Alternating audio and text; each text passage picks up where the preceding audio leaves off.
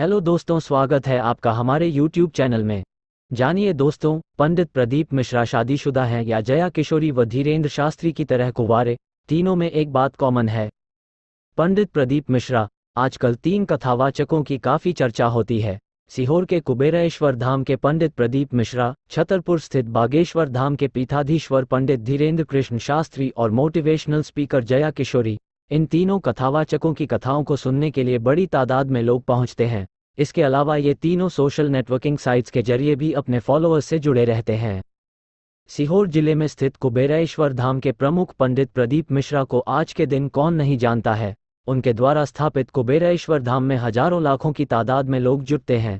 पंडित प्रदीप मिश्रा को रुद्राक्ष वाले बाबा के नाम से भी जाना जाता है। दरअसल पंडित प्रदीप मिश्रा श्रद्धालुओं को रुद्राक्ष बांटते हैं। उनका दावा है कि इससे सभी तरह की समस्याएं खत्म हो जाती हैं। पंडित प्रदीप मिश्रा लोगों के बीच बेहद लोकप्रिय हैं। पंडित प्रदीप मिश्रा बेहद साधारण परिवार से आते हैं। उनके पिता ठेले पर चना बेचते थे। उन्होंने खुद 10 वर्षों तक निजी स्कूल में बतौर टीचर कार्य किया है। प्रदीप मिश्रा के 2 भाई भी हैं। उनका नाम दीपक और विनय मिश्रा है। पढ़ाने के क्रम में ही वो कथा के साथ लोगों के घरों में पूजा पाठ कराने लगे थे। धीरे धीरे वो इस दिशा में आगे बढ़ने लगे। पंडित प्रदीप मिश्रा शादीशुदा हैं। उनका अपना घर परिवार है। शुरुआत में वह निराले अंदाज में कथाएं कहा करते थे। अपने अनूठे अंदाज की वजह से वह सीहोर में चर्चित हो गए थे। मीडिया रिपोर्ट के अनुसार साल 2010-11 से वह श्रीमद् भागवत कथा कहने लगे थे। हालांकि उन्हें प्रसिद्धि शिव कथा से मिली। फिलहाल वो शिव महापुराण की कथाएं कहते हैं।